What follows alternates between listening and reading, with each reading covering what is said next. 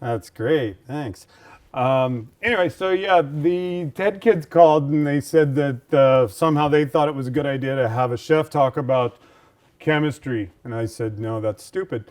And then I figured out that, as life presents you challenges to which you must rise, I could figure out a way to yell at people about the personification of said chemistry. But chemistry is in everything that you do, and especially in restaurants. We're dealing with a few different kinds of chemistries. We have to deal with the chemistry in the kitchen. We have to deal with the chemistry in the front of the house that gives you the ambiance or the whatever it is that you're looking for in a restaurant, the things that you do demographic studies for.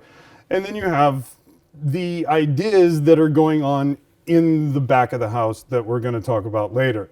But yeah, the chemistry is something that's not just a stupid class that you tried to sleep through in high school wishing it was lunch. It's something that is in everything. The chairs, the people that are here, everything has an equation that strings out of that tells you what it is that you're doing. Food is no different. You have, the salt in something, does it change the way that this works? And there are about 1 billion different salts, and most of them in Europe suck, so you know. And how your water is going to change things, and the chemistry that the fruit will, you can't make pineapple jello. You want to know why? Because the enzyme in pineapple doesn't allow things to gel. Okay, whatever. So yeah, you have to know these things, but it's the interesting chemistry that I want to talk about. The chemistry that we have to deal with in the back of the house, because everybody in a restaurant is insane, generally retarded, and does all kinds of things that you had no idea anybody could ever possibly do or why. You have to deal with that, and they usually have pretty heavy drug habits as well. So you have to figure out what their cycle is. It's like having a calendar for who does what in the kitchen. So you have to deal with all of that, but you have to deal with creating the atmosphere, and this is where I get back to that. It's creating the atmosphere that is the chemistry people want to be in. Nobody wants to go to a restaurant where they feel uncomfortable. Nobody wants to go to a place where they feel like they're taking advantage of you or you just don't want them there.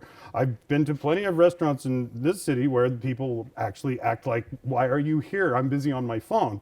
You don't want to be that restaurant either. You want to, in my mind, throw a party all the time. You should be throwing a dinner party. And when you throw a dinner party, you've thrown dinner parties, I'm pretty sure you've had them, you think about the people you invite to the dinner party.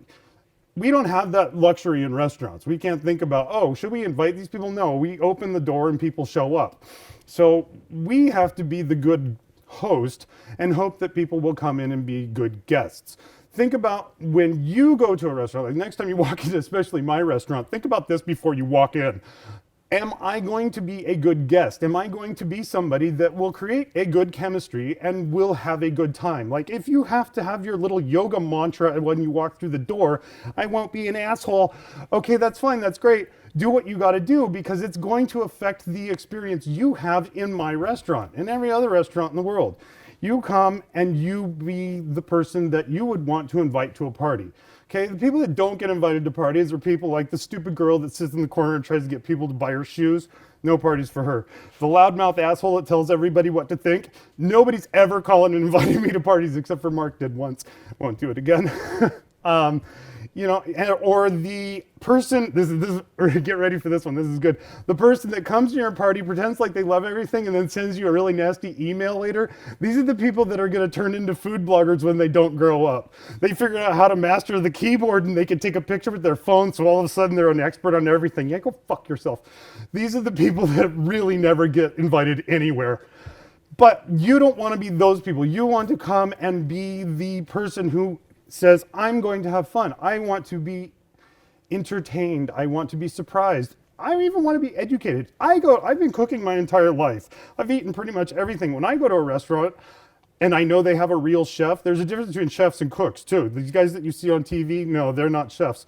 The people that you meet that always tell you they're chefs, they're not. They're probably cooks and they worked at McDonald's for 4 days and they like your tits, something. I go to a restaurant and I say, hey, I want to be surprised. I know there's a real chef in the kitchen. Why don't you surprise me with something? Whatever you think is great. There's only a couple of things I don't eat. Here they are. Bring me everything else. Going to a restaurant and looking at the menu and saying, I want this, I want that, I want this, and then knowing that you want to enjoy it is fantastic. People that think they're special, these are a problem as well. I'm the vegan macrobiotic keto diet jackass. No, we'll call you a taxi. You can go to somebody else's restaurant. I'm sure they'll be happy to deal with you. But this is the thing that I want to talk about is chemistry. And this is kind of what I wanted to bring when they called me. It's like, how can I turn this into something good? So it's the idea that everything goes into it to make your experience good. At the end of the night, we deal with jackasses all the time. We deal with stupid people that are really difficult, and we're not going to remember you. If you're not fun, you're just going to leave and we go move on. But if you are fun, you come and you become a regular. You become something that people are happy to have around. Your experience is always going to be better. This is the chemistry that I'm always interested in, and this is the dinner party that I think that people should think about when they go be guests in restaurants. We have to think about it as your host, so why shouldn't you have to think about it as our guest? It's really all I had to say, and I'll leave it at that.